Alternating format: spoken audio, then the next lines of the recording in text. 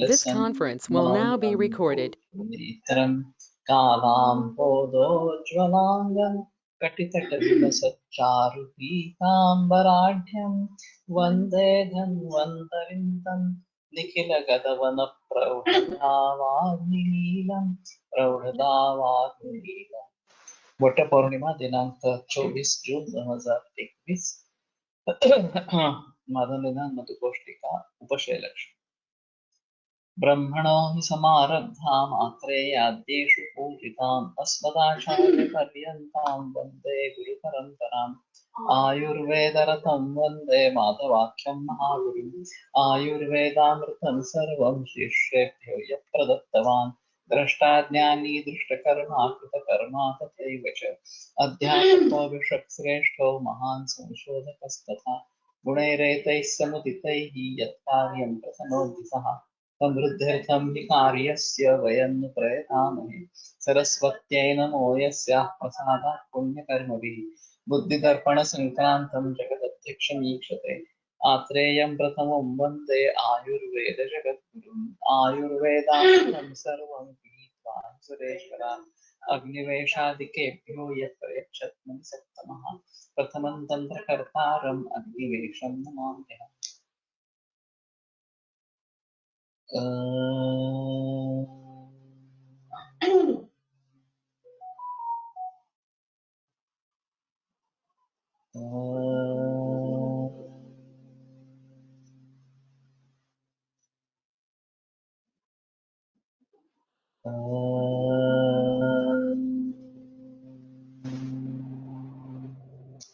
ओम शांति शांति शांति।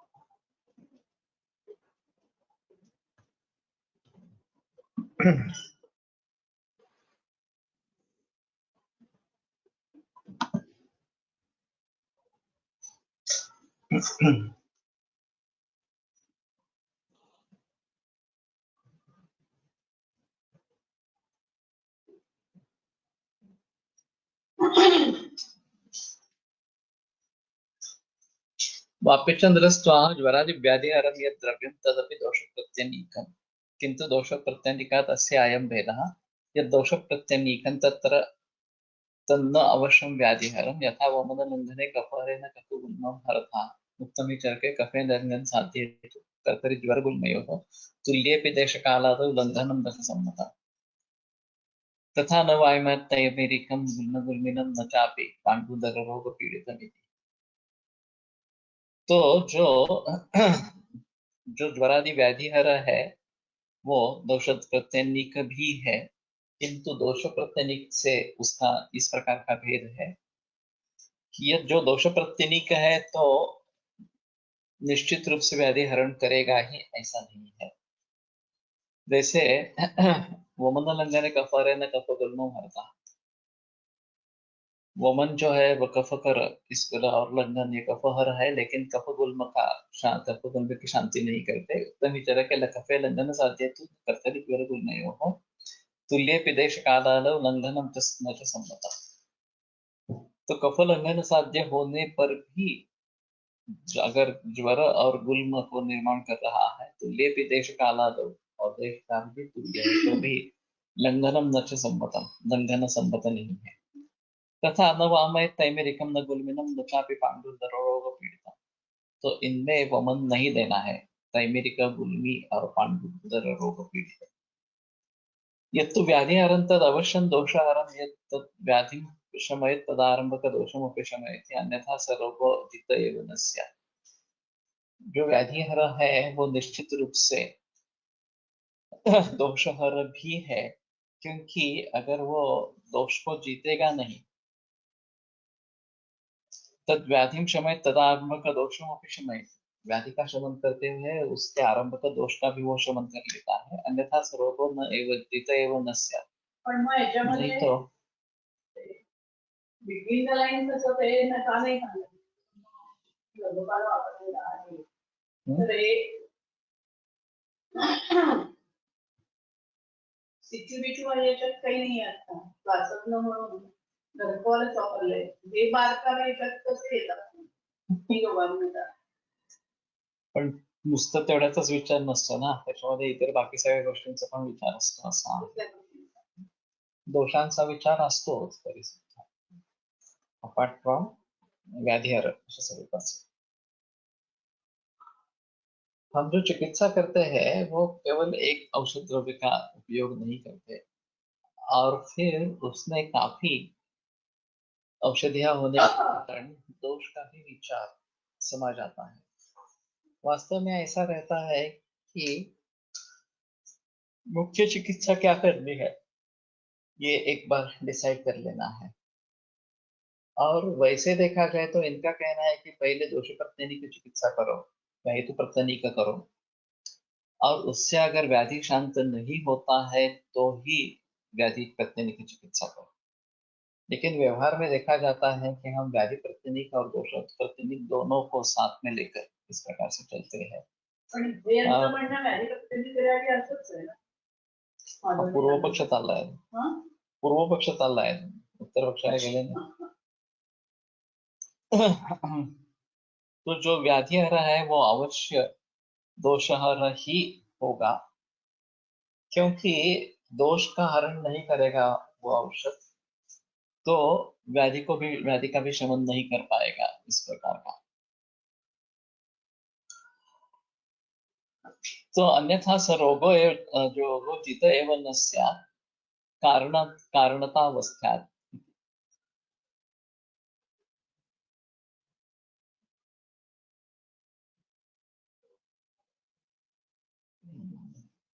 Misprint है।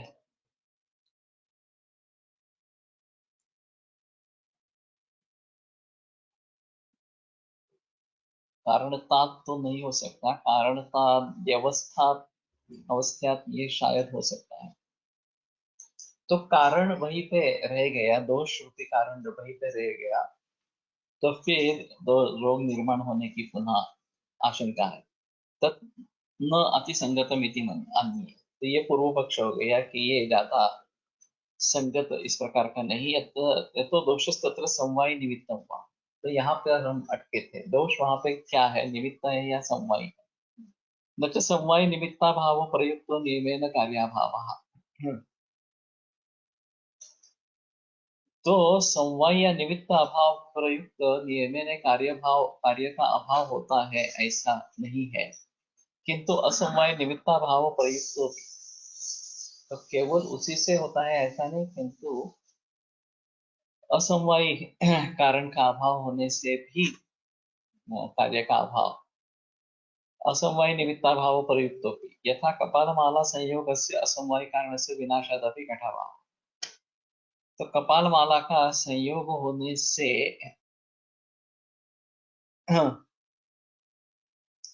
कपाल बनता है, और ये असमवाय कारण है। उसका अगर नाश हो गया, घट भिन्न इस प्रकार का हो गया, तो घट का अभाव हो जाता है। तथा रोगों की संप्राप्ति लक्षण से संयोग से विनाशात रोगस्यापि विनाशः रोगे भी, उसी प्रकार रोग में भी संप्राप्ति लक्षण संयोग उसका अगर विनाश हो जाए तो रोग का भी विनाश इस प्रकार का हो जाता है। तो ये दोष दुष्ट समूर्छना ये एक अहम घटना है इसलिए रोग में, और उसका भी विनाश अगर हो जाता है, ये समूर्छना भंग होती है, तो भी रोग का नाश इस प्रकार का हो जाता है।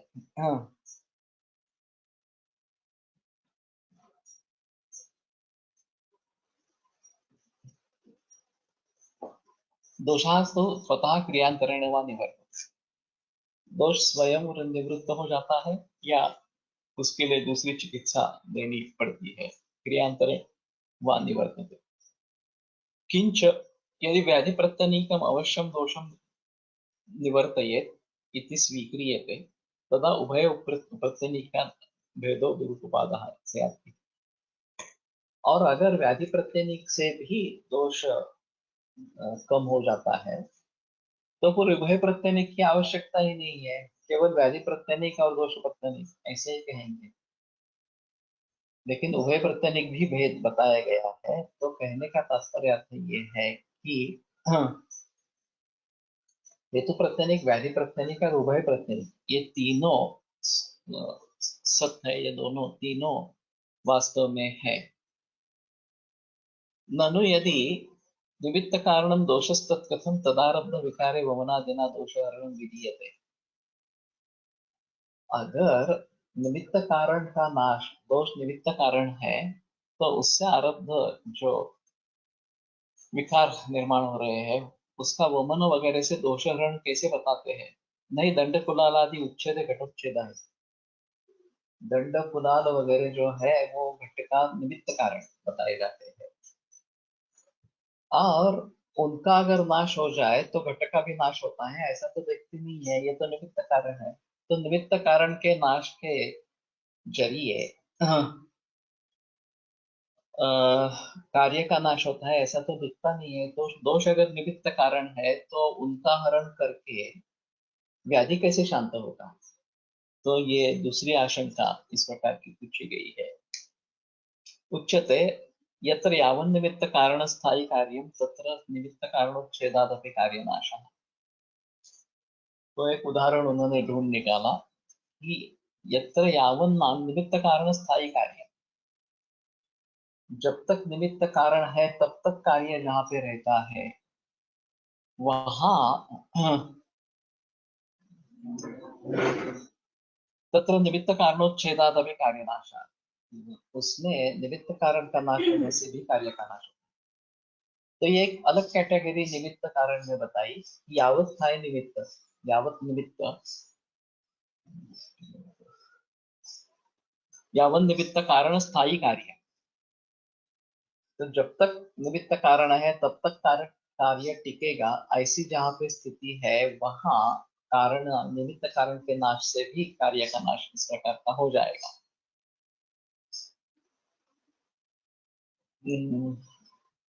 यथा वर्ति तैल नाशादपि प्रदीप नाशः। वर्ती और तैल ये निमित्त कारण है। अब तेल को शायद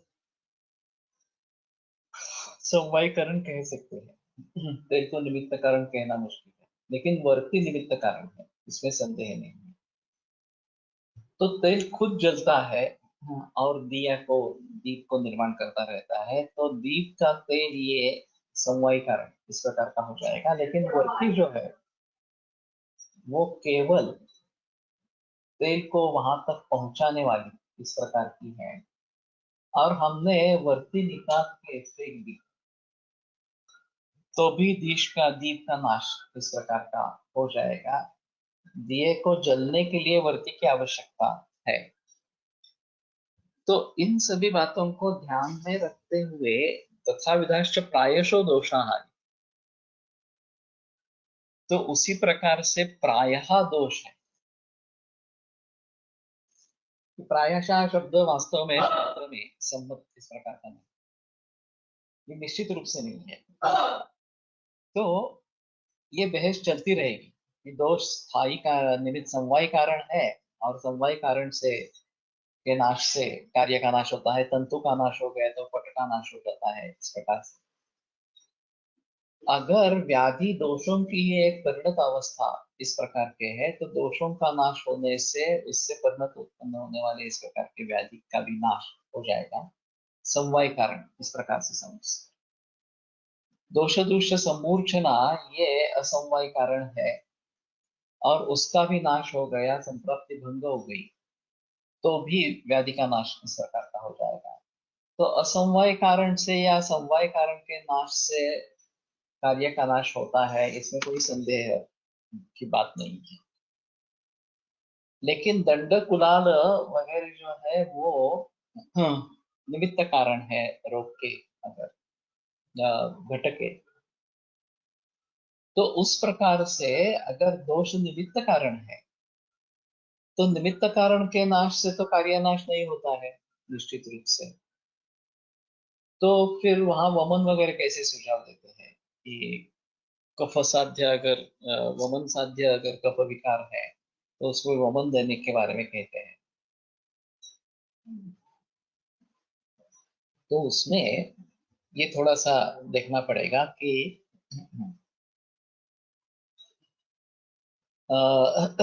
दोष निमित्त कारण है क्या।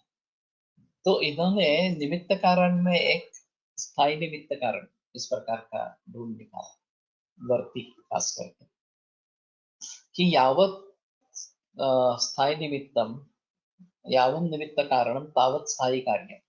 जब तक निमित्त कारण है तब तक कार्य टिकने होगा। इस प्रकार की अगर पोजिशन है तो फिर वर्ती इस प्रकार की है कि वो निमित्त कारण है, लेकिन जब तक वर्ती रहेगी तब तक दीप रूपी कार्य चलता रहेगा। वर्ती अगर निकाल दी हमने, नष्ट होगी, तो फिर दीप रूपी कार्य नष्ट हो जाएगा। तथा विदाश प्रायश दोष, और उसी प्रकार से प्रायः दोष है। अभी ये जो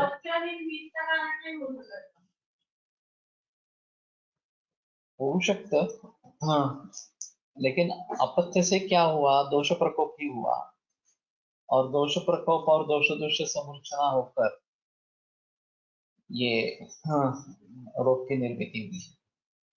रोगी निमित्त कारण है, वैद्य निमित्त कारण नहीं है, वैद्य चिकित्सा में कारण है। लेकिन यावत स्थायी निमित्त इस प्रकार से उसके बारे में कुछ सोच सकेंगे तो शायद ये बात बनेगी कि दोष भी निमित्त कारण कहते हुए भी निमित्त कारण के नाश से कार्य का नाश होगा।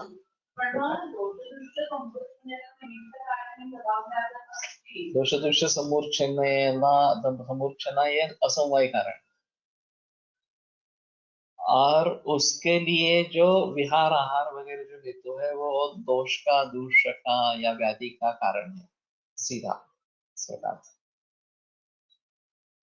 तो जहां सीधे व्याधि की निर्मिति होती है जैसे आगंतु विकारों में, वहां कैसे सोचेंगे, ये एक अहम मुद्दा इस प्रकार का रहेगा।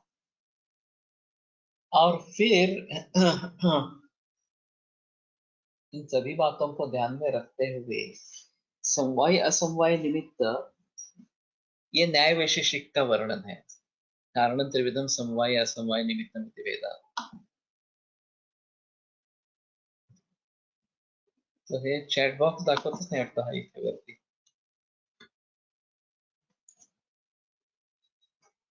दोष निमित्त कारण है ऐसा कब समझेंगे? वही जो उन्होंने स्थायी निमित्त के बारे में बताया है वही कारण वहां पे रहेगा कि यावत स्थायी, यावत निमित्त कारण पावत स्थायी कार्य। जब तक निमित्त कारण है तब तक कार्य रहेगा। ऐसी स्थिति जहां पे रहेगी वहां दोष निमित्त कारण बताए जाएंगे इस प्रकार से। यहाँ पे मुद्दा छोड़ दिया है उन्होंने, उसके उदाहरण नहीं दिए हैं। इस प्रकार से अगर सोचना है तो उदाहरण क्या है उसके लिए निमित्त कारण कहने के। तो ये थोड़ा ढूंढना पड़ेगा कि जब तक दोष है तब तक व्याधि है, इस प्रकार की स्थिति अगर हम दिखा पाएंगे तो, और दोष का हरण हो गया तो व्याधि का विनाश हो गया इस प्रकार का, तो उसको फिर समवाय कारण क्यों नहीं कहेंगे, निमित्त कारण क्यों कहेंगे? तो दूसरी आपत्ति आती है।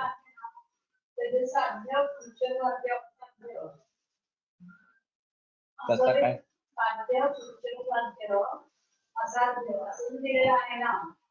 त्या कॅटेगरीमधून एक आहे फक्त ती लिस्ट करण्यासाठी तुमचा जो असाध्य व्याधी आहे तो नाही त्या सर्वांना केलं असं नाही। याप्या कैटेगरी में थोड़ा ऐसा कह सकते हैं कि जब तक आहार विहार औषध सेवन चालू है तब तक व्याधि कंट्रोल में रहेगा। उसको छोड़ देंगे तो वो बढ़ जाएगा। इस प्रकार से जो जब तक आहार विहार और पथ्य इस प्रकार का चल रहा है, औषध चल रहा है, तब तक रोग कंट्रोल में रहेगा, ऐसा है। तो ये थोड़ा सा अलग उदाहरण इस प्रकार का होगा, लेकिन इसके बारे में थोड़ा सोच सकते हैं। तो कहने का तात्पर्य अर्थ ये है कि पण असं तुम्ही काय सांगू शकता का की इतकी वर्ष आपण सेवन केल्यानंतर ना, असं नाही सांगता. म्हणजे त्याला कुठे कुठे भाव आहे? ये बहुकारण योगजन्य भाव है, और कब किस रोग की निर्मिति होगी ये बता नहीं सकते। उसके प्रतिबंधी कारण का है? विकार विघात विशेष भावा भाव विकार विघात भावा भाव प्रति विशेषा भवती है, जो निदान स्थान में कहा गया है। विकार निर्माण होना है या विकार निर्माण का विकार का विघात होना है, इस प्रकार। तो ये बहुत सारे भावों पर निर्भर इस प्रकार का है।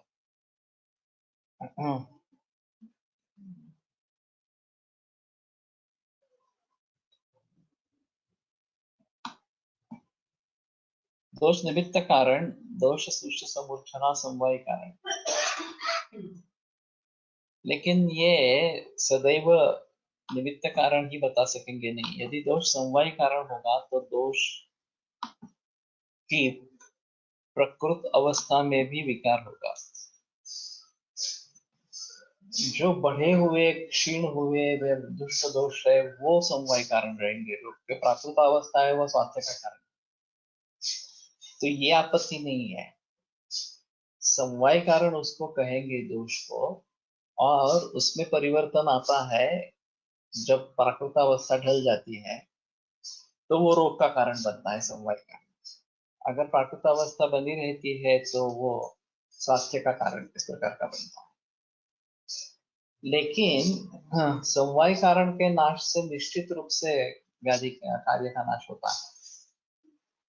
अब ये जो उदाहरण बताए है कि ज्वर गुल्म वगैरह में लंघन प्रशस्त इस प्रकार का नहीं है, कफ साध्य होने के लंघन साध्य होने के बावजूद भी, या उसमें वमन नहीं देना है, ये जो बात बताई गई है, वहां दोष को समवाय कारण मानेंगे तो आपत्ति आएगी, क्योंकि समवाय कारण के नाश से कार्य का नाश निश्चित रूप से हो जाएगा।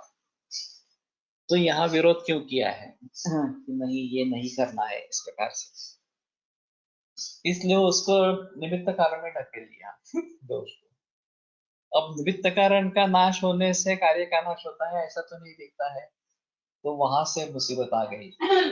इसलिए निमित्त कारण में एक भेद निकाला कि जो जब तक निमित्त कारण है तब तक कार्य जहाँ पे स्थायी है, उस प्रकार का एक वर्ती का उदाहरण दे दिया, और उसके आधार पर तथा विधाश्च प्रायशो दोषा, और उसी प्रकार से प्रायशः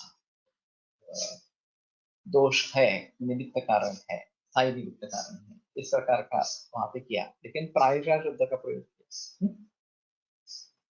तो यही कारण है, ये भी नहीं बता पाएंगे इस प्रकार से। तो मधुकोश टीकाकार ने भी इसको अधूरा छोड़ दिया, तो बाकी टीका वालों की बात ही छोड़ो इस प्रकार से। तो इसमें ये बड़ा अहम मुद्दा है, इसीलिए मैंने इसके ऊपर काफी जिक्र किया था। कार्यकारण भाव या किसी भी साइंस का मूलाधार होता है, और हमारा त्रिदोष सिद्धांत ही सबसे प्रधान सिद्धांत है, और त्रिदोषों से ही जो विकार सभी होते रहते हैं, ऐसा शास्त्र का सिद्धांत है। शरीर में सिर्फ विकृत दोष उपस्थित हो तो व्याधि उत्पत्ति नहीं होते, समूर्छा न होने पर ही व्याधि उत्पत्ति। लेकिन इसमें दो मत है। जो व्याधि है वो आविष्कृततम इस प्रकार की। रोगस्तु दोष वैषम्यम दोष साम्यम अरोगता, ये जो बात बताई गई है, विकारो दुखम एवं च, ये जो बात बताई गई है, उसमें दोषों का वैषम्य होना ये भी प्राकृत अवस्था नहीं है, ये विकृति ही है। और उसके बारे में ये जो 63 दोष के 63 भेद बताए गए, उसमें से 62 विकृत है और केवल एक ही प्राकृत है, समदोषावस्था इसका। तो उसका गणन क्यों किया? यस्यात् दोष विकल्प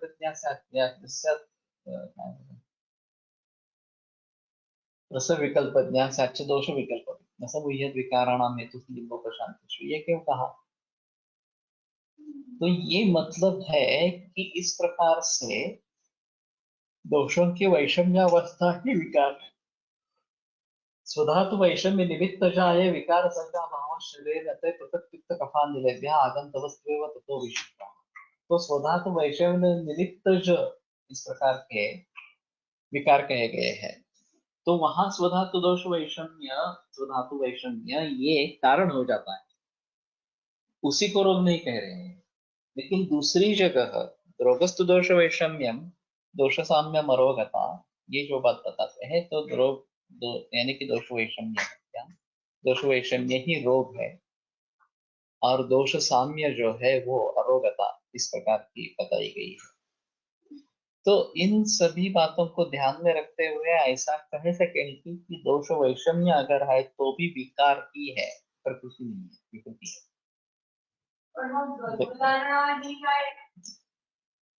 गर्भधारणेला विकार कशाला म्हणायचं काही कारणच नाही। त्याच्याशी काय संबंध?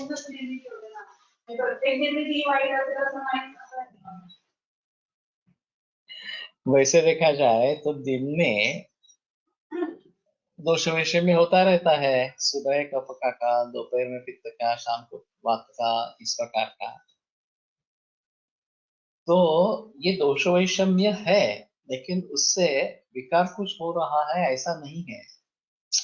लेकिन फिर भी उसको काउंटरएक्ट करते रहना चाहिए, इसलिए नस्य गंडोष धूमपान वगैरह सब बातें बताई गई है कि इन कालों में इस प्रकार के दोषों का प्रकोप होता रहता है। तो उसको काउंटरएक्ट करने के लिए दिनचर्या बताई गई है, या ऋतुओं में जो दोष वैषम्य होता है उसके लिए ये होना चाहिए कि ऋतुचर्या का पालन करना चाहिए, तो ताकि दोष वैषम्य कम हो जाए और प्राकृत अवस्था प्राप्त हो जाए। शोधनामध्ये दोषांचं निशेष शोधन होत नाही, त्यामुळे नाश झाला असं कसं?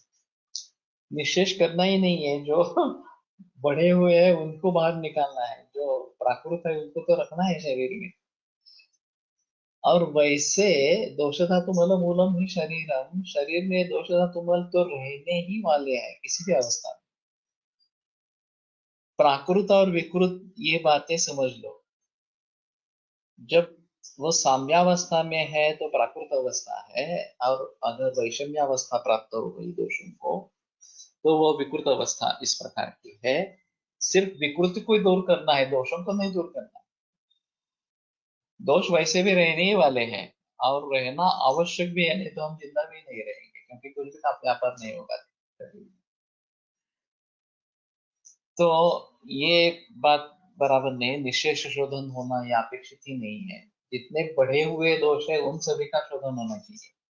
जो प्राकृत अवस्था में है वो तो वैसे ही रहने चाहिए, और अगर इस प्रकार का ज्यादा शोधन हो जाए तो ये आपत्ति वाली बात है, वो व्यापक है पंचकर्म का इस प्रकार। तो जाति योग में लक्षण बताए गए हैं, इस प्रकार से आगे निश्लेष्म उदकम वगैरह वगैरह इस प्रकार से। तो ये विकृति है कि जो दोष हमें शरीर में चाहिए वो भी निकल गए इस प्रकार से। तो कहने का तात्पर्य अर्थ ये है कि दोष को व्याधि का समवायी कारण मानकर चलेंगे क्या, ये एक अहम मुद्दा है। दूसरा एक उसमें टेक्निकल प्रॉब्लम है, समवाय कारण हमेशा द्रव्य ही होता है, ये एक दूसरा सिद्धांत है न्याय वैशेषिक वाला। वैसे दोष द्रव्य है, उसमें कोई संदेह नहीं है, लेकिन व्याधि क्या है? अभी व्याधि ये ज्ञान है हमारे हिसाब से। दोषों में जो परिवर्तन आया है उसको हम समझने की कोशिश करते हैं तो ये बुद्धिस्थित पदार्थ है। जैसे अक्षांश रेखांश होते हैं जो वास्तव में नहीं है, हमारे समझने के लिए हमने निर्माण किए हैं और उसके आधार पर ये जीपीआरएस का कार्य चलता रहता है। तो वैसे ही व्याधि को समझने के लिए हमें कुछ बेस चाहिए, और वो बेस हमारा दोषों का इस प्रकार का है कि दोष प्राकृतावस्था में इस प्रकार के कार्य करते हैं, ये विकृत होने के कारण इस प्रकार के लक्षण दिखा रहे हैं कि व्याधि के लक्षण।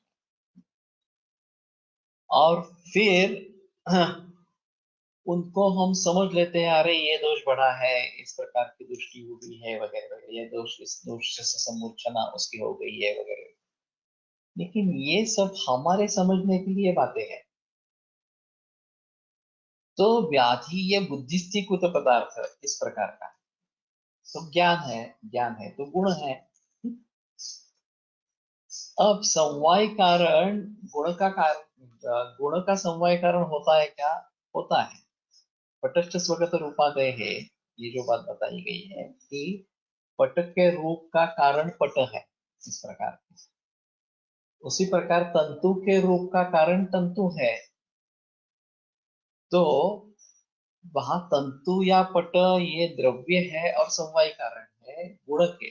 ज्ञान जो गुण है उसका। व्याधि दोषांचे कर्मफल आहे। कर्मफल से क्या बात करती हो मुझे पता नहीं चला इस प्रकार का, क्योंकि कर्म जो है वो सजीव से, चेतना से संबद्ध है, और आत्मा कर्म को कैरी करता रहता है, और मन उसके साथ में इसके बारे में फल प्राप्त कर देना ये होता है, असे म्हणता येईल का कार्य। तो ये समझने की कोशिश करो कि दोष द्रव्य है, इसमें संदेह नहीं। यत्रा सदा कर्मणा कारणम समवायित द्रव्य, ये हमारी द्रव्य की परिभाषा है। उस हिसाब से देखा जाए तो दोष द्रव्य। अब समवाय कारण द्रव्य होने से उससे दूसरा समवाय कार्य भी निर्माण, दूसरा द्रव्य निर्माण हो सकता है। जैसे तंतु ये पट का समवाय कारण है, तंतु भी द्रव्य है, पट भी द्रव्य है, तो उसमें संदेह नहीं है। लेकिन व्याधि द्रव्य है क्या? व्याधि द्रव्य नहीं है। व्याधि को हम एक बुद्धि स्थिति पदार्थ रखते हैं और वो समझने की कोशिश करते हैं, तो वो ज्ञान है। ज्ञान भी गुण है, द्रव्य नहीं है। तो ज्ञान अगर गुण है तो समवाय कारण से गुण निर्माण होता है क्या? होता है। जैसे पट, पट रूप का समवाय कारण है, तंतु तंतु रूप का पट समवाय कारण है, उसी प्रकार हम शायद कह सके कि विकृत दोष ये व्याधि ज्ञान का समवाय कारण। अब ये व्याधि का कारण है, वास्तव में देखा जाए द्रव्य है, और ये जो है वो ज्ञान है, गुण है। इस प्रकार ज्ञान किसका है? व्याधि का ज्ञान है। तो वो व्याधि का कारण है या व्याधि के ज्ञान का कारण है? दोनों को पकड़ के चलते हैं कि व्याधि का भी कारण है और व्याधि के ज्ञान का भी कारण है। व्याधि का कारण है तो किस प्रकार का ये संबंध हम एस्टेब्लिश करेंगे? सांख्य दर्शन के अनुसार ये अलग नहीं है कि असत करणाद उपादान ग्रहणात सर्व संभव भावात शक्य शक्य करणात कारण भावाच सत्कार्य, कार्य सत कारण भावात, ये भी उसका एक हेतु बताया गया है कि वो कारण भाव उसमें है, इसलिए सत्कार्यम सत्कार्य सत इस प्रकार का है। तो उनके हिसाब में दोष और व्याधि इनमें फर्क ही नहीं है। दोषों की केवल एक परिणत अवस्था इस प्रकार की हो गई, उसको हमने व्याधि कह दिया। दोषों की एक परिणत अवस्था स्वास्थ्य है, उसको हमने स्वास्थ्य कह दिया। लेकिन स्वास्थ्य और रोग दोनों का कारण दोष है, इस प्रकार का रहेगा। अब उसको किस प्रकार का कारण मानेंगे? स्वास्थ्य ये क्या चीज है? ये भी बुद्धिस्टिक पदार्थ है। तो कहने का तात्पर्य अर्थ ये रहेगा कि ये दोष समवाय कहने के लिए काफी मुसीबतें आ रही, इसलिए निमित्त कारण कह दिया उसने। लेकिन निमित्त कारण के नाश से कार्य का नाश होता ही है, ऐसा नहीं दिखता है। इसलिए यावन् निमित्तम तावत् स्थायी कार्यम, इस प्रकार की एक कैटेगरी अलग निकाले कि जब तक निमित्त कारण है तब तक कार्य रहेगा। और तथा विधाश्च प्रायशो दोषा, और उसी प्रकार के दोष प्रायः इस प्रकार के बहस। तो ये अभी हम न्याय वैशेषिक के दृष्टि से देख रहे हैं, तो ये आपत्ति है। अगर हम सांख्यों की दृष्टि से देखना आरंभ करेंगे तो दोषों की एक परिणत अवस्था स्वास्थ्य है, दोषों की एक परिणत अवस्था व्याधि है, जिसको हम समझने की कोशिश करते हैं लक्षणों के रूप में। तो दोष और व्याधि इसमें अंतर नहीं है। कार्य का अनुभव अगर सांख्य के अनुसार हम देखने की कोशिश करेंगे तो उसमें अंतर नहीं है। सत्कार्यम, कारणों में कार्य सत है, इस प्रकार से सांख्य कहते रहेंगे। तो ये भी एक अलग बात इस प्रकार की हो जाएगी। दिन के अलग अलग समय कहो पित्तवात के घटना बांधना का घटना बांधना विविध क्रियाओं के लिए जरूरी है, पर जब उनका घटना बंधना नॉर्मल करे कैरी के अलावा और भी कार्य बंद करे करने लग जाए तो विकृति, ऐसा समझे क्या? मैं समझा नहीं पूरी तरीके से। जो दिनचर्या ऋतुचर्या वगैरह जो बातें कही गई है वो काउंटरैक्ट करने के लिए ये जो तात्कालिक दोष प्रकोप होता रहेगा, वयोहोतर होरात्रि भुक्तानाम इत्यादि का क्रम, वो ऐसा ही रहेगा तो हमें तकलीफ देगा। उसके लिए उसके विपरीत कुछ करते रहना चाहिए दिनचर्या में। वर्षा ऋतुचर्या में भी जो दोष प्रकोप होते रहेंगे तो उसको काउंटरैक्ट करते रहना चाहिए। अब हम देखते हैं कि कितने सारे लोग करते हैं शोधन वगैरह। वर्षा ऋतु है, बस्ती करना है, शरद ऋतु है, रक्तमोक्षण विरेचन करना है। वैद्यों में भी कितने लोग होते हैं कि जो ये इस प्रकार से करते रहते हैं, तो बहुत ही कम करते हैं। फिर उनके दोष प्रकोप का क्या होता है? उनसे कोई लक्षण नहीं होते हैं क्या? होते हैं, इतने बड़े पैमाने पर नहीं होते कि हमें उसकी कुछ दखल अंदाजी लेनी पड़े और उसके बारे में कुछ काउंटर एक्ट करने की जरूरत पड़े। लेकिन जिनमें जो लक्षण ज्यादा तीव्र रूप से देखेंगे उनमें तो उसके लिए प्रतिकार करना आवश्यक इस प्रकार का है। आगे वर्षा ऋतु में अग्निमांद्य है, पचेत साधारण सर्वम उष्मण स्तेजन चेत, जिसका अग्नि पहले से ही मंद है वो उसका तो अग्नि मंदतर हो जाएगा इस प्रकार के वर्षा ऋतु में।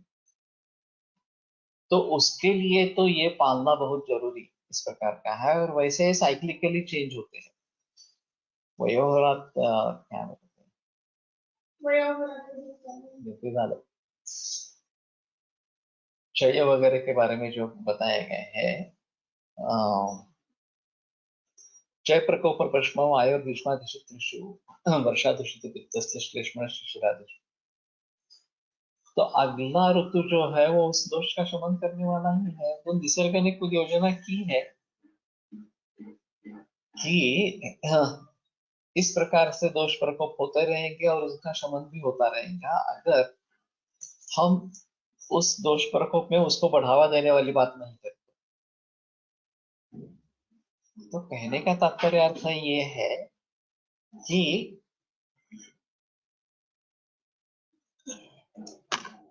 दोष है नित्य सन्निहितारी है,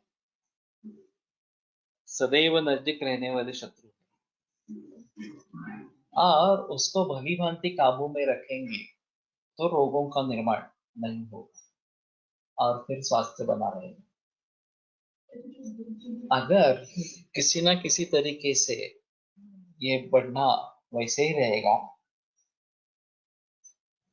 विकृतावस्था होती रहेगी, तो रोग निर्माण होंगे।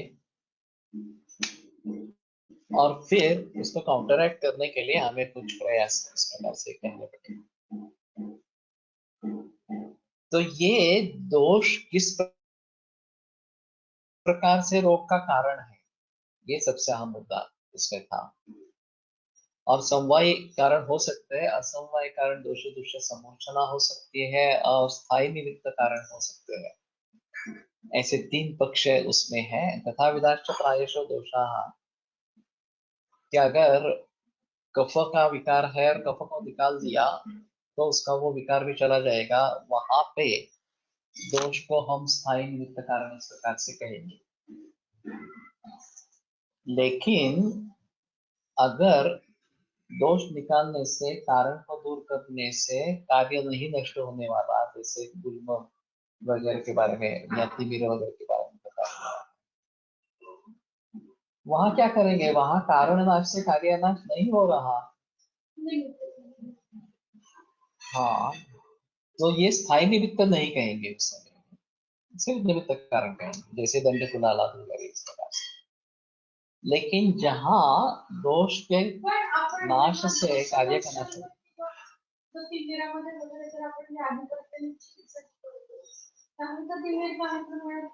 उसमें से दोष दुष्ट से मूर्छना भंग होने से व्याधि का उपशम।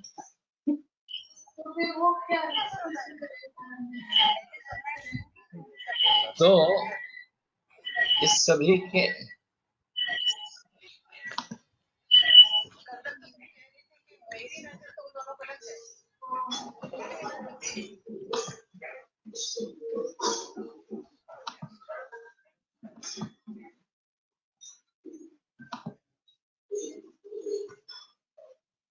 जिनके अलग अलग समय कफ पित्त वात में बढ़ते रहेंगे, विविध क्रियाओं के लिए जरूरी है, पर जब उनका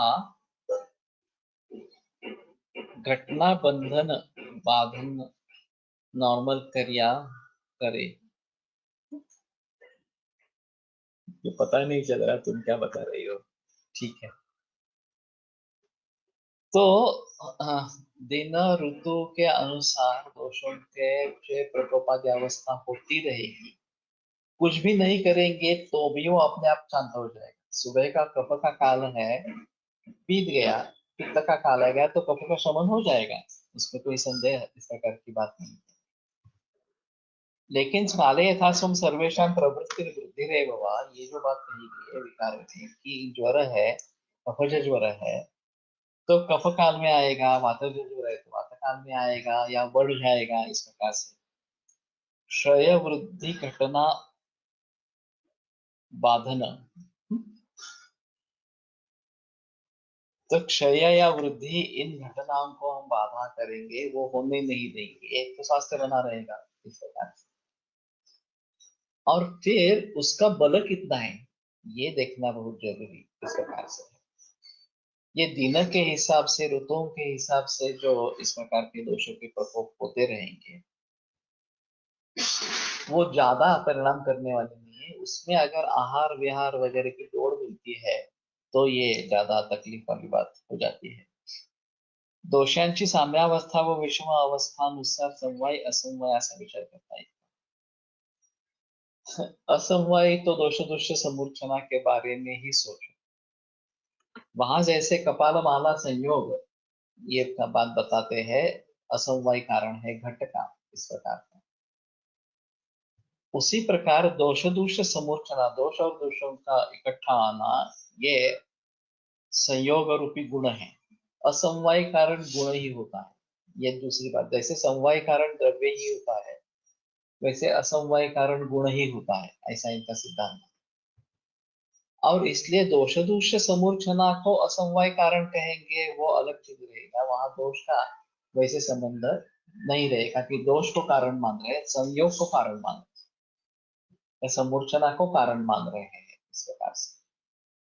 या फिर दोष एक स्थान से दूसरे स्थान पे जा रहा है, ये भी एक देश से वियोग दूसरे देश से संयोग इस प्रकार का कहेंगे, और वो भी गुण ही रहेगा इस प्रकार से, कारण इस प्रकार से। तो जितनी भी घटनाएं हैं वो सभी जो रोग को निर्माण करने वाली है, संप्राप्ति में हिस्सा लेने वाली है, उन सभी को हम असमवाय कारण कहेंगे। ये एक अहम मुद्दा रहेगा।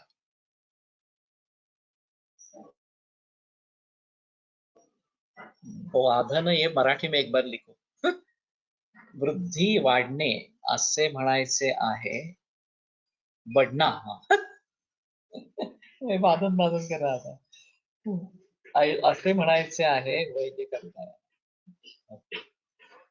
तो दोष वाढने इस प्रकार के जो है वो एक अहम मुद्दा इसमें रहेगा कि ये वैषम्यावस्था इस प्रकार की हो गई, और इस प्रकार की वैषम्यावस्था अगर हो गई है तो वो रोग ही है या रोग का कारण है। जैसे मैंने स्वधातु वैषम्य निमित्त ये जो बात बताई है चर्चाचार्य ने, तो स्वधातु वैषम्य निमित्त कारण से जो उत्पन्न होने वाले हैं ऐसे विकार है, तो वैषम्य का क्या कहेंगे? वो भी वास्तव में रोग ही है, क्योंकि रोगस्तु दोष वैषम्य इस प्रकार से भी कहा गया है। तो जिसको आविष्कृततम कहेंगे वो विकार कहलाएंगे, और जो दोष वैषम्य है, जो आविष्कृत ज्यादा उसके नहीं हुआ है, वो भी विकार है लेकिन आविष्कृत नहीं है, इतना ही है। तो ये अलग अलग तरीके रहेंगे देखने के लिए। अब इतना सारा विचार मॉडर्न मेडिसिन में है या नहीं है, ये एक अहम मुद्दा इस प्रकार का है। माइक्रो ऑर्गेनिजम्स इसके कारण है। माइक्रो ऑर्गेनिज्म शायद हम बैक्टीरिया ले ले, फंगाई ले ले, या फिर जो वायरसेस है उसको ले ले, ये हम कहेंगे कि ये द्रव्य है इस प्रकार से। उससे उत्पन्न होने वाले डेंगू हो या कोविड-19 हो या और कुछ हो, टाइफाइड हो वगैरह, इस प्रकार से ये क्या है? ये कुछ ऐसा द्रव्य है क्या? द्रव्य तो नहीं है, ये लक्षण समुच्चय है वास्तव में। लक्षण क्या है? तो लक्षण एक अनुभूति है कि यहाँ मुझे दर्द हो रहा है, बुखार आ रहा है, ये हो रहा है, वो हो रहा है, शरीर का तापमान बढ़ रहा है वगैरह। तो हर एक के बारे में हमें ये द्रव्य है, ये गुण है, ये सोचना चाहिए। जैसे लीजन हो गया शरीर में, एक दोष के जरिए एक ट्यूमर बढ़ गया इस प्रकार से। अब ऑपरेशन करते हैं, ट्यूमर को निकालते हैं, दिखते हैं, हिस्टोपैथ करते हैं, तो उस हमारे लिए संदेह नहीं है कि ये द्रव्य है। लेकिन बुखार है, टेम्परेचर बढ़ गया है इस प्रकार से, उस टेम्परेचर को, उष्णता को तो हम द्रव्य नहीं कह सकते, वो तो गुण है, उष्ण गुण इस प्रकार का। तो सभी का एनालिसिस इस तरीके से करना पड़ेगा कि कार्य कारण भाव को स्पष्ट करने के लिए कारण किस प्रकार का है ये देखना, और उससे उत्पन्न हुआ कार्य भी किस प्रकार का है ये देखना जरूरी इस प्रकार का है। तो द्रव्य रूप कार्य, द्रव्य रूप कारण, ये समवाय कारण का विषय इस प्रकार का है। द्रव्य रूप कारण और गुण रूप कार्य, तंतु रूप का तंतु ये कारण, पट रूप का पट ये कारण, तो ये द्रव्य गुण इस प्रकार का संबंध है। तंतु संयोग पट का कारण, यहाँ तंतु संयोग जो है वो गुण है और पट जो है वो द्रव्य है। और तंतु रूपम पटगत रूपस्य, ये जो बात बताते हैं तंतु रूप पट रूप का कारण है, वहां दोनों गुण है। तो कैटेगराइजेशन में द्रव्य क्या है, गुण क्या है, कार्य या कारण, दोनों के बारे में समझ लेना इस प्रकार का है। और इसके अलावा दंड कुलाल वगैरह ये भी कारण है, क्योंकि इनके बगैर घट बनेगा नहीं, वस्त्र बनेंगे नहीं। तो सिंड्रोम ये हमने समझने के लिए चीज बनाई, से व्याधि भी हमारे समझ में आने के लिए हमने उसका एक स्वरूप दिया है, और ये ज्ञान है, ज्ञान गुण है। सिंड्रोम जो भी रहेगा, जो भी लक्षण होंगे, वो लक्षण समुच्चय व्याधि है या नहीं है, इसके बारे में काफी बहस की गई है। और समुदाय समुदाय से अलग होता है, ये भी बात बताई है कि लक्षण समुच्चय तथाविध दोष दूषित समूर्छनावस्था विशेषो ज्वरादि रूपों व्याधि कार्य अरुचि वगैरह को कार्य बताया गया है व्याधि का, और मिलिता अरुच्छादया है वो ज्वर, हाँ ये भी बात बताई है कि ये सब इकट्ठा ये है अरुचि वगैरह सब, तो उसको ज्वर कहते हैं। तो ये हमने हमारे समझने के लिए दी गई संज्ञा ये है, और ये ज्ञान है इस प्रकार का, और ज्ञान ये गुण है। अब कैसे किससे उत्पन्न हो रहा है, तो जो दोष दूष्य वगैरह जो है उनके जरिए उत्पन्न हो रहा है। दोष क्या है, द्रव्य है, दूष्य क्या है, द्रव्य है, इस प्रकार से। और उनका उनकी समूर्छना, उनका संयोग ये गुण है, इस प्रकार से। पांडुव्याधि गुण की कार्य पांडुव्याधि कार्य कार्य ही है, गुण की कार्य, इसमें कोई बहस का विषय नहीं है, कार्य है। लेकिन ये गुण स्वरूप है या द्रव्य स्वरूप है, ये सोच रहेगी। और जो भी ज्ञान होगा वो हमारा ज्ञान गुण स्वरूप ही होगा, क्योंकि ज्ञान गुण है। तो मेरे ख्याल में सभी में अगर कंफ्यूजन बढ़ गया हो, संभ्रमावस्था निर्माण हो गई हो कि दोष क्या है, आखिर में व्याधि क्या है, ये बहुत अहम मुद्दा इस प्रकार का है। और हाँ, इसको कैसे समझे, ये तो हमारा शास्त्र का बेस है। मुझे मालूम नहीं किन किन वैद्यों ने इसके बारे में काफी बहस की है। जब कोलटकर सर ने हमें ये सूत्र पढ़ाया था, तो ज्यादा बहस, आज जितनी बहस मैंने की है उतनी बहस तो उन्होंने नहीं की थी। और समवाय असमवाय निमित्त कारण, इसके बारे में मैंने तर्क संग्रह से उदाहरण लिए थे उस समय में। और फिर वो घटक के बारे में या पट के बारे में समझने की कोशिश करेंगे, और बाद में आयुर्वेद में अप्लाई करेंगे। और ये बात छोड़ो व्याधि या और जरा क्लिष्ट है, कोई दवा हम निर्माण कर रहे हैं इस प्रकार से चौतरफ के लिए, तो बहुत सारे द्रव्य है, उनका काढ़ा बनाना है, अमल को उसमें स्विन्न करने हैं, उनको बाहर निकालना है, बीज निकाल देना है, फिर मृत तेल में भर्जन करना है, और फिर वो पाक बनाना है, उसमें ये डालना है, और फिर आगे ठंडा होने पर प्रक्षेप द्रव्य डालने हैं, मध डालने हैं। तो ये तो सभी द्रव्य है, उसमें कोई संदेह नहीं है। च्यवनप्राश भी द्रव्य है, ये भी कोई आपत्ति की बात नहीं है।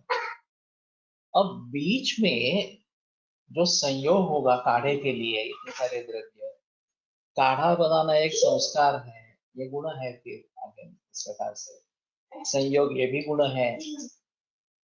तो ये सभी जो क्रिया ये है वो असमवाय कारण बन गए। मूल जो द्रव्य है, चाहे आंवला हो चाहे दशमूल वगैरह हो, वो सभी समवाय होंगे। और च्यवनप्राश भी ये द्रव्य होगा, च्यवनप्राश भी द्रव्य है। अब च्यवनप्राश की फलश्रुति को कैसे समझे, ये प्राश च्यवनो मुने जरा जर तो प्यास नारी नयन नंदना वगैरह की बातें, ये उसके बारे में ज्ञान है। और ये कैसे आया च्यवनप्राश में, ये गुणधर्म क्यों आए, कैसे आए, तो जो समुदायी जो है, अवयव जो है उसके, उनके जरिए आए। लेकिन ये ऐसे ही समुदाय ले लेंगे तो क्या वो च्यवनप्राश का इफेक्ट मिलेगा, क्या नहीं मिलेगा। अन्य एवं समुदाय समुदाय इतिहास, समुदाय से समुदाय अलग ही होता है, तो उसको अलग तरीके से समझना पड़ता है, ऐसा।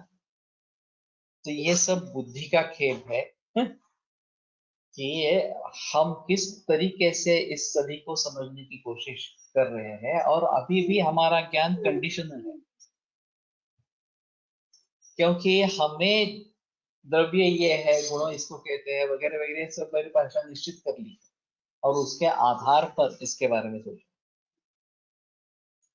जो योग सूत्र की बात करते हैं तो ये ऋतुम्बरा प्रज्ञा निर्माण होती है असम प्रज्ञा की समाधि में, और वो विशेष बताई गई है। और जो इस तरीके का जो प्रत्यक्ष और अनुमान से ज्ञान होता है, उससे उसका पुनः वाला ज्ञान अलग ही है इस प्रकार से। तो इन सभी बातों को ध्यान में रखते हुए एक बार फिर से समझने की कोशिश करो। कल इस सिलसिले को फिर से थोड़ा आगे बढ़ाएंगे और शायद ये सभी लोगों को क्लियर हो जाएगा ऐसा आयुर्वेद प्रकांडो निगदित इह शल्यतंत्र प्रधानः निखिलजन कृपा व्याप्तचित्तेन येन आयुर्वेदस्य वाञ्छन् पुनरपि भुवनेषां च सुष्ठु प्रतिष्ठां श्रेष्ठं धन्वन्तरिं तं प्रणमति च सदा वैद्यवर्गो हि नूनम् वैद्यवर्गो हि नूनम्।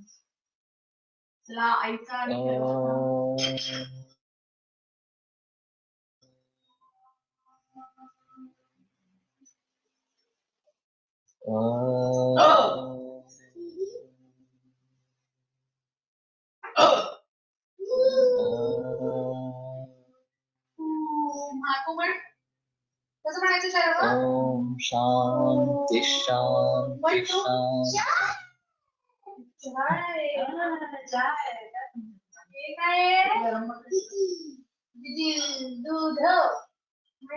दूध सुश्रुत ऑटो